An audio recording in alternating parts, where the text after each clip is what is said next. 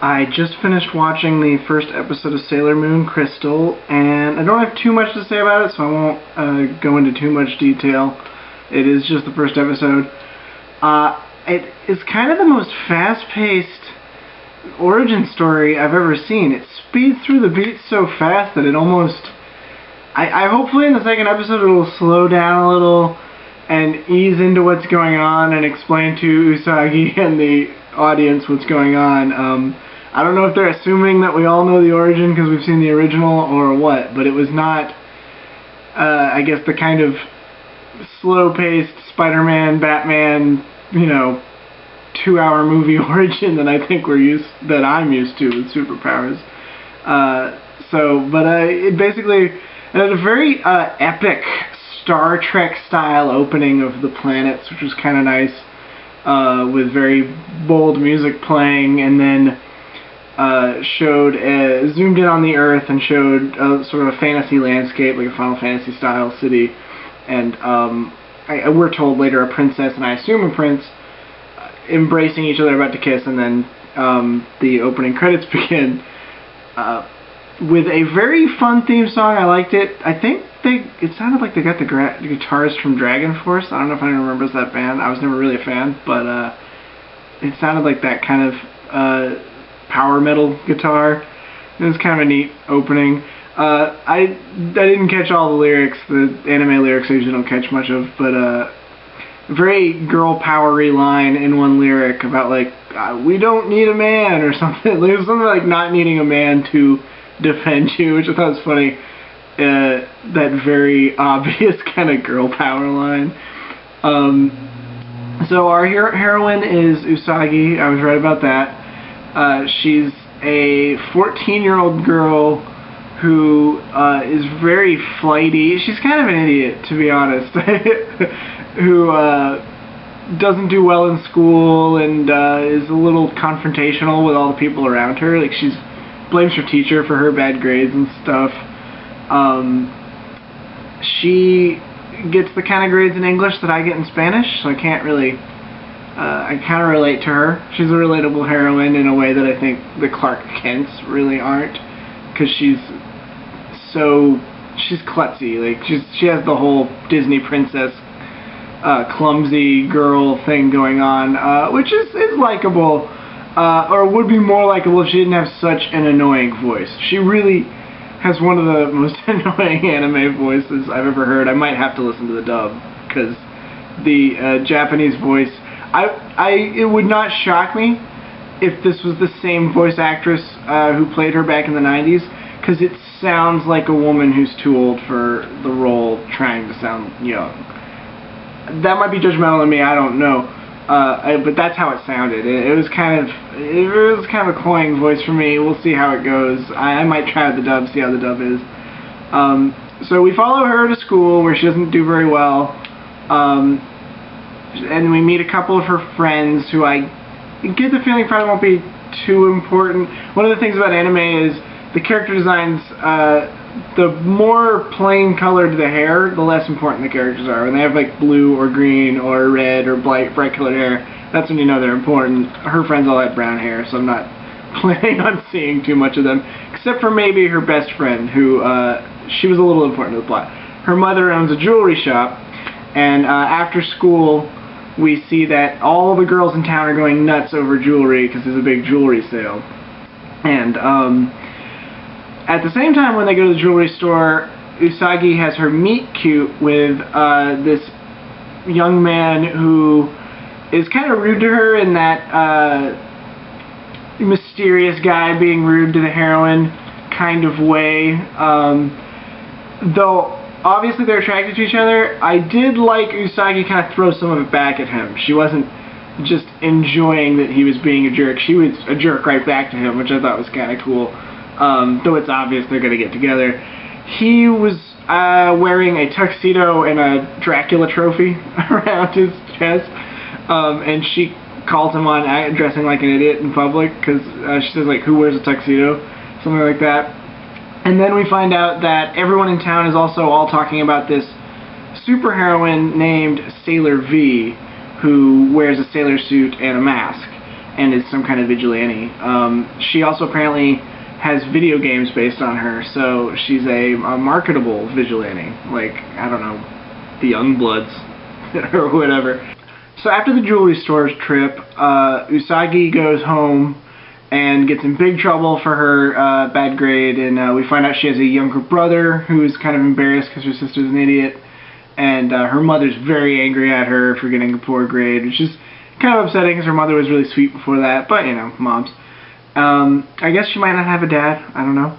So she goes up to her room after she gets in trouble, and this cat that she's been running into all day immediately starts talking. And Usagi at first brushes it off as, oh, I must be half asleep and dreaming. And then the cat gives her a little jewel pendant thing, and Usagi is immediately so excited to have a gift that is pretty that she completely ignores the cat, who goes on to try to tell her that the town is filled with criminals and that Usagi needs to become a superhero, go find her superpowered allies, and defeat her enemies, which Usagi does not pay attention to. And then the little jewel activates and goes into a CGI, kind of neatly storyboarded transformation sequence in which she becomes Sailor Moon. So after her powers activate, her hair clips start having kind of a radar to them, and she can hear her friend calling for help. And she follows the cat out the window, and they go to the jewelry store, where we see that the jewelry sale was a ruse with which her friend's mom had been replaced by a monster. Her mom's tied up in the basement somewhere, and this monster has body snatched her mom and gave away all the jewelry, and the jewelry is turning women into zombies throughout the city. And they all converge on the jewelry store to fight Usagi, who dubs herself Sailor Moon, I think in a ripoff of Sailor V. Like, I think it's kind of like Batgirl sort of thing. Like, she knows about Sailor V, so she's like, I'll be Sailor, and she looks up and sees the moon and says, Sailor Moon! I'm not making that up, that actually happens. She looks up and sees the moon. So she's Sailor Moon now, and when the zombies attack her, she immediately starts screaming in fear, and her screams are loud enough that she canary cries on everybody. So she's kind of a black canary powers. And then Tuxedo Mask shows up, who he was breaking into the jewelry store to steal some sort of magic crystal he's looking for. But it turns out it's not there, and instead he snaps her out of her her canary cry, and the cat tells her that she can activate her tiara as a weapon, and she dispatches of all the zombies. This all happens about as fast as I'm describing it. It was very hard to keep up with what was going on. And then as she's leaving, Tuxedo Mask introduces himself as Tuxedo Mask. She doesn't recognize him immediately as the guy she met earlier today, even though he's wearing the same tuxedo, just with a cape, a domino mask, and a top hat. Which I don't complain about superhero disguises. I think Clark Kent wearing glasses is fine, doesn't bother me. He is wearing the same outfit though. Like, I feel like if you saw Clark Kent wearing a Superman outfit, that would push it a little too far. She somehow does not recognize him despite the fact he's in the same outfit. And he also seemed to think that would be a decent disguise for what I assume was to disguise himself from security cameras in this jewelry store. So he's not... He's a bit of an idiot too, is what I'm saying, and maybe they're perfect for each other. So yeah, that was about the end of the episode. The next day she realizes it wasn't all a dream and that she's, I guess, a superhero now, and she's like, well, I guess, hopefully I'll be a superhero now. I'm hoping they explain a little more in the next episode, and yeah, that's about all for the first one. I maybe should have waited and watched two at a time, but it's getting late, so I didn't. Things I might have forgotten, there's another guy that Usagi likes, so a bit of a love triangle. Who's she going to end up with? The nice guy who has a job and is sweet to her, or the mysterious guy in a tuxedo who's a jerk to her? I think we all know. And there was a neat dream sequence at one point where she was sort of dreaming that she was fighting a Godzilla-looking monster, and that was kind of cool. we'll see how it goes. It's not really winning me over too much yet, but I think if it was slower paced, I might enjoy it more. So hopefully in the next few episodes it'll slow down a bit and explain what's going on. I mean, the explanations aren't as important, but I'd like to know her motivation and whatnot. As a character for now, she's a little on the annoying side. The animation is good. It's kind of got a bit of a weird vibe to it. It's a very obviously 90s aesthetic being applied to modern sensibilities, and it ends up not really working as a modern looking anime or as a retro looking anime. The backgrounds are very beautiful. They have a watercolor vibe that almost looks like what you'd see in a cartoon for young children. I like that. I think that's even kind of cool to see with a superhero aesthetic. But the character designs are very odd looking to me. Their faces are almost a little too wide in some parts. Like, I don't know. Maybe it'll grow on me.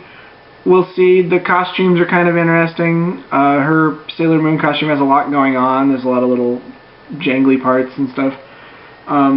We'll see how it goes. I'll probably check in tomorrow with episode 2, and then we'll see where it goes from there.